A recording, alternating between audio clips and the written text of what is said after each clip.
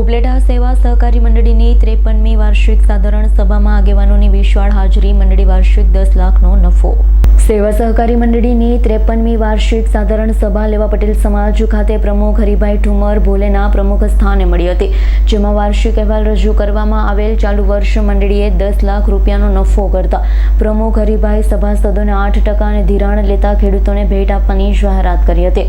આ પ્રસંગે પૂર્વ ધારાસભ્ય છગનભાઈ સોજીત્રા, નગરપાલિકા પ્રમુખ વર્ષાબેન ગજેરા, જિલ્લા બેંકના ડિરેક્ટર નરસિંહભાઈ મોંગલપરા, સહકારી સંઘના પ્રમુખ ગોપાલભાઈ સખિયા, ડીબી રામાણી, નરેશભાઈ લકડ, કેડી ગજેરા, વલ્લભભાઈ સોજીત્રા, શાંતિલાલ ગજેરા, કિશનભાઈ વસોયા, દીપકભાઈ ઠેસિયા, વલ્લભભાઈ મુરાણી, બટુકભાઈ મુરાણી આ સહિતના આગેવાન ઉપસ્થિત રહ્યા હતા। કાર્યક્રમનું સંચાલન આરડીસી બેંકના ઝોનલ મેનેજર ભાવેશભાઈ પાદરિયાએ કર્યું હતું। કાર્યક્રમને સફળ બનાવવા માટે મંડળીના મંત્રી નરોત્તમભાઈ ગજેરાના માર્ગદર્શન નીચે વિશાલભાઈ મુરાણી તથા દિનેશભાઈ સાવલિયાએ ભારે જહેમત ઉઠાવી હતી।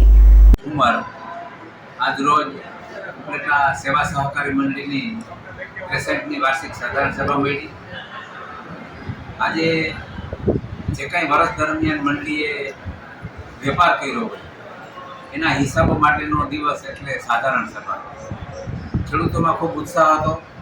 મંડળીએ 10 લાખ જેવો નફો કરી અને 8%નું ડિવિડન્ડ આપ્યું છે।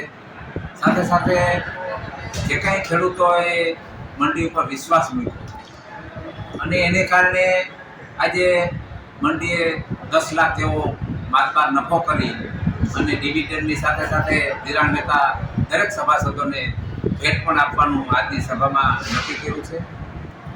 રાજકોટ જિલ્લાનું જે સહકારી માળખું જયેશભાઈ રાદડિયાના નેતૃત્વ નીચે હાલે છે, એ સહકારી માળખું ઉત્તરોત્તર પ્રગતિ કરે એવા ઐતિહાસિક નિર્ણયો માનનીય શ્રી જયેશભાઈ રાદડિયાએ બેંક મારફત આપ્યા છે અને એનો સીધો લાભ ખેડૂતોને મળે છે। ત્યારે આ તકે હું જયેશભાઈનો પણ ખૂબ આભાર માનું છું।